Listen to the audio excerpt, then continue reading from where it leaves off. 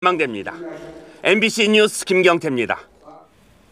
한국은행이 다른 나라의 움직임에 발맞춰서 기준금리를 전격적으로 내렸습니다. 환율에 대한 영향은 좀 더 두고 봐야 하겠습니다. 이주훈 기자입니다.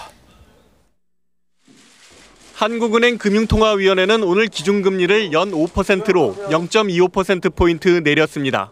세계 주요 국가들이 일제히 금리를 내린 데다 국내 경기 위축이 위험 수위에 이르렀다는 판단에 따른 조치입니다. 유가 하락으로 물가 상승 압력이 준 것도 영향을 준 것으로 보입니다. 금리를 내리면 시중의 통화량이 증가하면서 자금 사정이 호전되고 기업의 투자도 늘어 내수 경기가 촉진되는 효과가 있습니다. 이번에 금리 인하를 통해서 앞으로의 정책 방향을 경기 활성화에 두겠다는 그런 어떤 정책적인 시그널을 보낸 것으로 생각이 됩니다. 한국은행은 금리 인하가 누적되면 더 효과가 있다고 밝혀 금리를 추가로 인하할 것임을 시사했습니다. 그것의 효과를 긴 단위로 1년, 2년 이런 쪽을 보면은 작은 게 아니고 거기다가 또 금리 변동이라는 것이 뭐 한 번만 있는 게 아니고 다음에도 또 후속이 있을 수 있기 때문에 문제는 환율입니다. 금리를 내리면 원화 가치가 떨어지고 채권 수익률도 하락해 외국인 자금이 이탈하면서 환율이 오를 수 있기 때문입니다. 한국은행은 그러나 미국과 유럽이 금리를 더 많이 낮췄고 추가 인하 가능성이 높아 환율 불안은 없을 것이라고 설명했습니다. 그러나 금리 인하는 근본적으로 달러 확보에 불리한 결정인 만큼 시장의 흐름을 더 지켜봐야 할 필요가 있습니다. MBC 뉴스 이주훈입니다.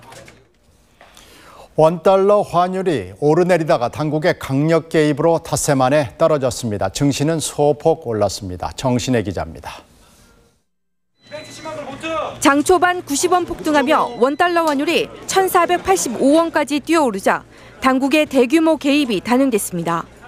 한국은행의 금리 인하 발표 직후 당국은 20억 안팎의 달러를 시장에 풀었습니다. 삼성전자 등 수출업체들도 대규모로 달러를 시장에 쏟아냈습니다. 정부가 오늘 수출업체들에게 달러를 내놓을 것을 요청한 데 따른 것입니다. 이런 영향으로 환율은 무려 113원을 오르내린 끝에 15원 50전 떨어진 1,379원 50전을 기록했습니다. 닷새 만의 하락입니다. 또 수출업체 물량도 좀 꽤 나온 것으로 좀 나타나고 있고 또 시장 환율이 좀 과도하게 상승했다는 그런 분석 속에서 차익 실현 매물과 함께 좀 전반적으로 심리가 안정되는 모습이었습니다. 폭락했던 증시도 소폭 반등에 성공했습니다. 코스피는 금리 인하 소식에 1,320선을 돌파하기도 했지만 외국인의 팔자로 8포인트 오른 1,294.89로 마감했습니다. 정책 흐름 자체가 이제 금리 인하로 가면서 물가보다는 경기 부양 쪽으로 초점이 맞춰지고 있기 때문에 각국의 공동 대응이 시장에 반영이 되기 시작한 것 같습니다. 금융시장은 일단 극심한 공황 상태에서 벗어나 안정을 찾는 모습입니다. 하지만 실물 경기 둔화와 금융위기의 불안감이 여전하다는 점이 불안 요소로 작용하고 있습니다. 아시아 증시는 소폭 하락하며 장을 마친 반면 유럽 증시는 상승세로 출발하고 있습니다. MBC 뉴스 정신혜입니다. 그러면 우리 상황은 어떤지 서민수 기자와 알아보겠습니다. 자, 지금 여러 상황을 종합해 봤을 때 실물 경제 좋을 수가 없지 않습니까? 네, 강만수 기획재정부 장관은 며칠 전 금융위기와 실물위기가 동시에 시작되고 있다고 말했는데요. 우리 경제의 마지막 버팀목인 수출, 특히 반도체와 자동차가 벌써 타격을 받고 있습니다. 지난달 자동차를 수출해서 번 돈이 22억 달러에 그쳐서 1년 전에 비해 18%가 줄었습니다.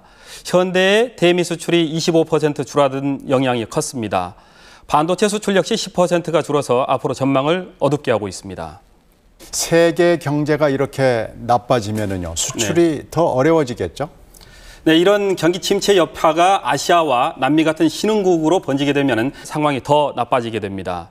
특히 우리 수출의 비중이 높은 중국이 문제입니다. 회계제도 차이에 따라서 내년 초로 가면서 유럽의 금융시장이 위험할 수 있고요. 이와 함께 지금 서브프라임 모기 채권을 많이 갖고 있는 중국의 금융기관들도 부실화될 위험이 있죠.